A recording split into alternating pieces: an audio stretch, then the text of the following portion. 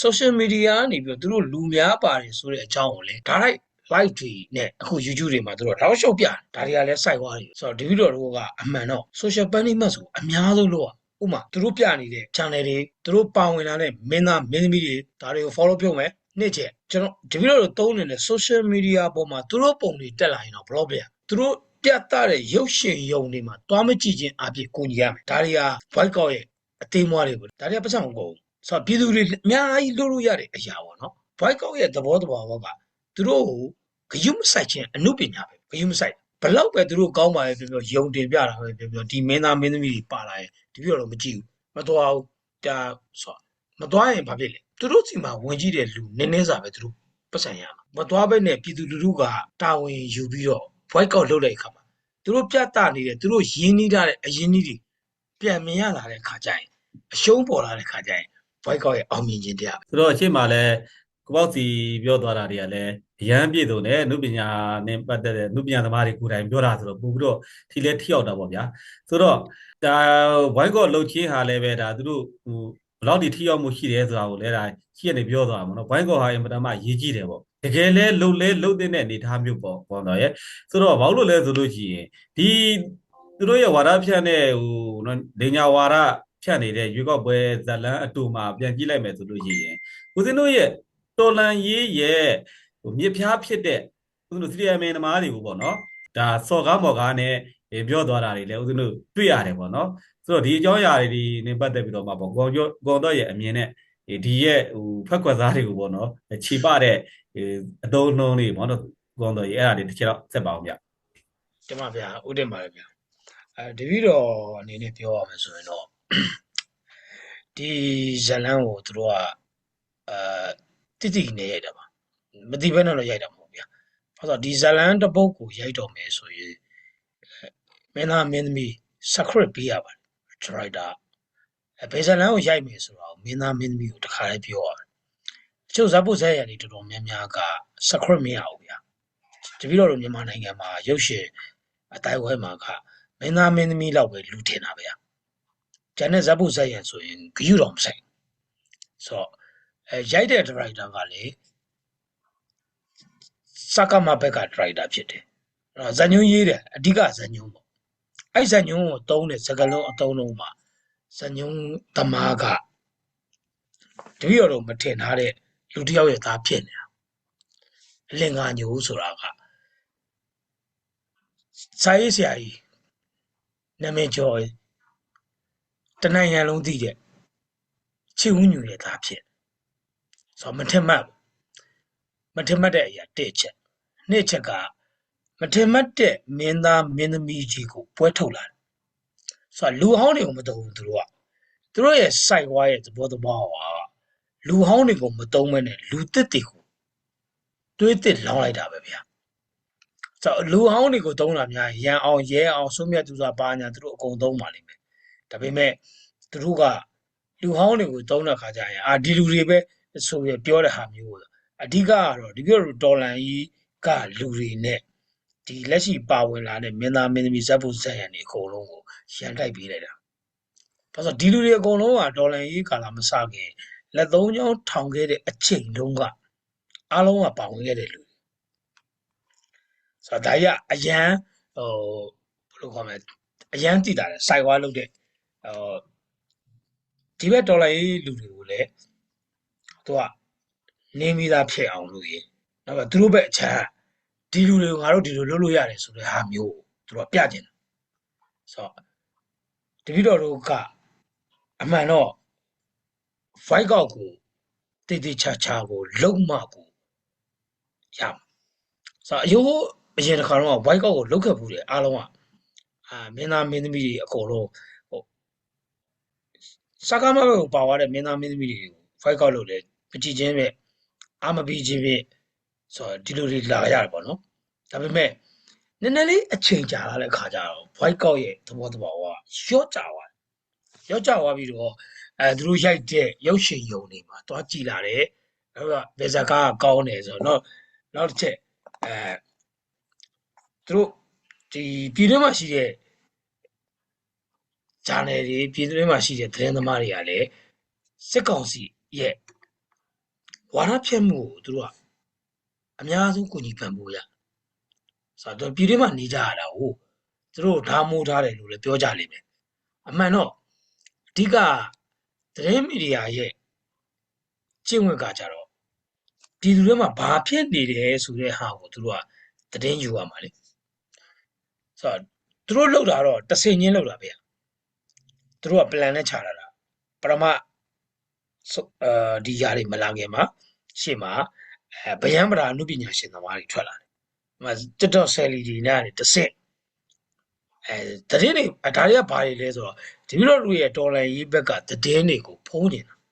။ဒီကတော့သူတို့ကဒီ site wall ကိုတုံးတယ်ဆိုတော့ကလည်းဒီဘက်မှာ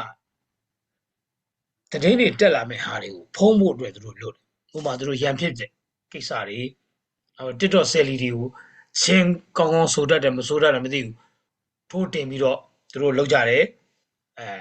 နောက်ပြီးတော့မင်းသားယူတွေထွက်လာတယ်မင်းသမီးယူတွေထွက်လာတယ်ဟိုမှာဒီလိုလူရှင်ဟော်ထဲမှာဆိုလဲကောင်းကောင်းမကောင်းကောင်းလူရှင်ဟော်ထဲမှာဆိုလဲထွက်ပေါ်လာတဲ့လူတွေလည်းရှိတယ်အဓိကတော့သူကပြည်တွင်းမှာငြိမ်သက်နေပါတယ်ဆိုတဲ့အရာကိုပြကျင်တာပဲအဲ့တော့အခုဒီနေ့တောင်ကြီးတစောင်းတိုင်းလူဟာမျိုးပေါ့တောင်ကြီးဘက်မှာဘာတိုက်ပွဲမှမရှိဘူးဗျတပြည့်တော့တနိုင်ငံလုံးမှာကြီးလိုက်မယ်ဆိုပြည်နယ်တွေမှာအများကြီးရှမ်းပြည်နယ်ရှိရှမ်းပြည်နယ်ကအရှိနဲ့တောင်နဲ့မြောက်နဲ့နှစ်ချမ်းရှိတယ်တောင်ဘက်မှာဘာတိုက်ပွဲမှမရှိဘူးကော်ရနီမှာရှိတယ်ကော်ရီမှာရှိတယ်ချင်းမှာရှိတယ်ကချင်မှာရှိတယ်မွန်ဆိုလည်းရှိမယ်တနင်္လာရီမှာလည်းရှိမယ်အဲ့တော့ပြည်နယ်တွေပဲအကုန်လုံးမှာတိုက်ပွဲတွေအများကြီးရှိတယ်အဲ့တော့ तू ကဘာကိုဖုံးကျင်တာဒီဟာတွေကိုဖုံးကျင်နေဖြစ်တဲ့အတွက်တောင်ကြီးတဆောင်တိုင်းဘွဲကိုမဖြစ်မနေလောက်ရမဖြစ်မနေလောက်ရဖြစ်တဲ့အတွက်အဲ့ဒီဟာကို तू ကဒီ social media ကနေပြီးတော့သူတို့လူများပါတယ်ဆိုတဲ့အကြောင်းကိုလည်း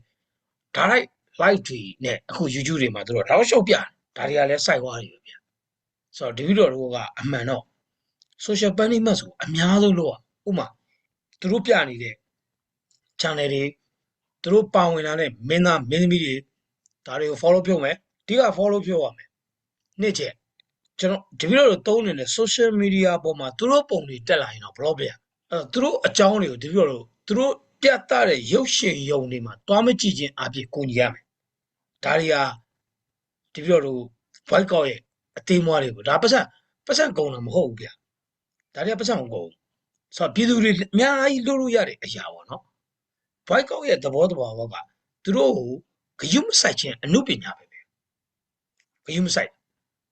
ဘုံဘုံတို့ပြောနေတဲ့စကားထဲမှာရှိဥပိ္ပခာတရားဥပိ္ပခာတရားပြုတ်လိုက်တဲ့အခါမှာ voice call ရဲ့သဘောကသူတို့ဘလောက်ပဲသူတို့ကောင်းပါလေပြောပြောယုံတင်ပြတာပဲပြောပြောဒီမင်းသားမင်းသမီးတွေပါလာရင်ဒီပြောတော့မကြည့်ဘူးမတော်ဘူးဒါဆိုမတော်ရင်ဘာဖြစ်လဲသူတို့စီမှာဝင်ကြည့်တဲ့လူနည်းနည်းစာပဲသူတို့ပတ်စံရမှာအဲ့တော့အဲ့ဒီအမြဲတမ်းသူတို့ပြနေတဲ့ဟာတွေမှာအဲ့လိုမတော်ဘဲနဲ့ပြည်သူလူထုကတာဝန်ယူပြီးတော့ voice call လုပ်လိုက်ခါမှာသူတို့ပြသနေတဲ့သူတို့ရင်းနှီးထားတဲ့အရင်းနှီးတွေပြန်မြင်ရလာတဲ့ခါကျရင်အရှုံးပေါ်လာတဲ့ခါကျရင် voice call ရဲ့အောင်မြင်ခြင်းတရားပဲဆိုတော့ဒီလိုတော့ကသူတို့ပြည်သူလူထုအနေနဲ့ဘာလုပ်ရမလဲဆိုတော့ voice call ကိုပြက်သားကိုဆုံးဖြတ်ချက်ချပြီးလုပ်ရအခုဒီနေ့ဆိုရင်live ပေါ်မှာတက်လာလူငယ်ဒေသရှင်တွေမှာစင်ပေါ်မှာတက်ပြီးတော့မောင်နဲ့အမိသားနဲ့မောင်နှမတွေတော့နားထောင်လို့မရတဲ့စကားလုံးအတုံးလုံးနဲ့သူတို့ပြောရတယ်ဆိုတော့ဒီလိုနိုင်ငံမှာတော်တော်ကိုစုပ်ပြတ်တတ်နေပြီဗျာအနုပညာတစ်ချက်သူကမီဒီယာလည်းစုပ်ပြတ်တတ်တယ်အနုပညာလည်းစုပ်ပြတ်တတ်တယ်နောက်တစ်ချက်သာသနာမှာလည်းထိုးချသွားပြီသာသနာမှာလည်းဒီလိုလိုရေပေါ်စီဒီအများကြီးဖြစ်လာတယ်ဗျာဆိုတော့ပြည်သူမှာလည်းခါးစည်းခံရတဲ့ဘောအမျိုးကိုရောက်နေရတယ်ဗျာဆိုတော့ဒါကိုပြည်သူကခုနကပေါ့စီပြောသလိုပေါ့မကြခင်မှာဂလုံဥစောတွေပေါ်လာမယ်အများကြီးပေါ်ကြမလို့ပါဘူးဂလုံဥစောတယောက်လောက်ပဲပေါ်တာတော့တော်တော်ပြတ်နေတာပေါ့ဂလုံဥစောအများကြီးမလို့တယောက်ပဲပေါ်လိုက်တာနဲ့ကိုပွဲပြီးဆိုတော့ဒီပြောတော့ voice call ကိုအဓိကထားပြီးလှုပ်ရမယ်နောက်ဆိုဒီဇာတ်ကားမှာပါဝင်တဲ့အမှုပညာရှင်တွေနောက်ပေါ့အဓိကတော့ writer ဇာညွှန်းရေးဆရာရဲ့သဘောက တော်လိုင်းတုန်းကလည်းတော်လိုင်းမစခင်တော့ကလက်သုံးချောင်းထောင်ခဲ့တဲ့အချိန်တုန်းကလည်းကြည်လင်္ကာညိုတို့ပါဝင်ခဲ့တယ်။អော်ခဲ့တယ်လှော်ခဲ့တယ်အခုစကားစားဘက်ကိုလည်းလုံးလုံးရရကြီးကိုဝင်ပြီးတော့ကြုံခံတယ်ဆိုတော့ဖအေးမျက်နာဖအေးရဲ့ဂုံဖအေးကအရင်တော့ကဘာလုပ်ခဲ့လဲအဲ့တော့သူ့အဖေရဲ့ဂုံတွေအားလုံးကသူ့သားလှုပ်လိုက်တာနဲ့တွားတာပဲတစ်ချက်ပဲဆိုတော့ဒီစာရေးဆရာကိုလည်းဒီလိုတော့ဘိုက်ကလုပ်တယ်ဒီစာရေးဆရာမျိုးရေးတဲ့ဇက်မျိုးဇက်ကားမျိုးကိုလည်းယုံတင်ဒီလိုတော့အာမပေးဘူးပြည်သူကအာမပေးဘူးအဲ့တော့ဒီမင်းသားတွေမင်းသမီးတွေယုံတင်လာပြီဆိုအာမပေးခြင်းနဲ့ကုညီခြင်းတွေဒီလိုတော့တော်လိုင်းရေးကရှိရောက်မှာဒါကပြည်တွင်းမှာရှိတဲ့ပြည်သူလူထုတွေအားလုံးကသွားအာမပေးလို့လာဖမ်းလို့မရဘူးသူ့ရဲ့ follow ကိုဖြုတ်လိုက်လို့လည်းလာဖမ်းလို့မရဘူးဆိုတော့အဲ့လိုပဲဒီလိုမဲသွားမဲယုံမဲသွားမပေးလို့လေမဲမပေးလို့လည်းဖမ်းပိုင်ခွင့်မရှိဘူးအဓိကကတော့ပြည်သူမပါတဲ့အရာမှန်သမျှဘယ်အရာမှမအောင်မြင်ဘူးဗျအဲ့တော့ဒီပြည်တော်တို့ကတော်လိုင်းရေးကာလမှာ၄နှစ်တာ၅နှစ်အတွင်းကိုရောက်လာပြီးပြည်သူကအဓိကဖြစ်တဲ့အတွက်ပြည်သူပါလို့ဒီပြည်တော်တို့အရင်တော့တူမီနဲ့စခဲ့ရတဲ့လက်သုံးချောင်းကနေတူမီနဲ့စခဲ့ရတဲ့အခြေအနေစရအခုချိန်ဂန်းအစ်စ်နဲ့ပြစ်နိုင်ရတဲ့အခြေအနေထိရောက်လာပြီ PDF တိုင်ရင်တွေတိုးပွားလာပြီဆိုတော့ COC တွေအများကြီးကောင်းလာပြီဆိုတော့နောက်ဆိုရင်ဒီပြောတော့ပိုကောင်းဖို့ပဲရှိတော့အဲ့တော့အားလုံးကတစုတဝေးတဲ့နဲ့ပူးပေါင်းပြီးတော့လှုပ်ဆောင်လိုက်မယ်ဆိုရင် fight ကောက်ကြီးကမအောင်မြင်နေစရာအကြောင်းမရှိပါဘူးအဲ့တဲ့ချက်အခုလိုမျိုးsocial media ပေါ်မှာပေါ်ပေါက်လာခဲ့လို့ရှိရင်ပြည်သူကမကြည်ချင်းဖြစ်ရှောင်ဖယ်ခြင်းဖြစ်တွေ့ပွဲချင်းဖြစ်ကိုညီပြီးတော့လှုပ်ဆောင်ပေးမယ်ဆိုရင်ဒီ fight ကောက်ကြီးကအခုကတအားအောင်မြင်တယ်လို့ပြောတော့ဥပမာထိုင်းနိုင်ငံထဲမှာဆိုရင်လေboycott hate ဆိုတဲ့ဟာမျိုးကိုကြားလိုက်ရင်ဖွင့်ထားတဲ့ထိုင်းနိုင်ငံမှာ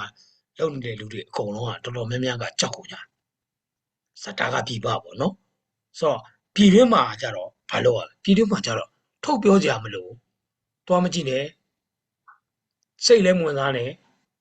ကိုမှတနေ့တာစားဖို့အတွက်လှုပ်လို့ရဆိုအဲ့စားဖို့အတွက်လှုပ်လို့ပဲသူတို့စိတ်ဝင်စားနေ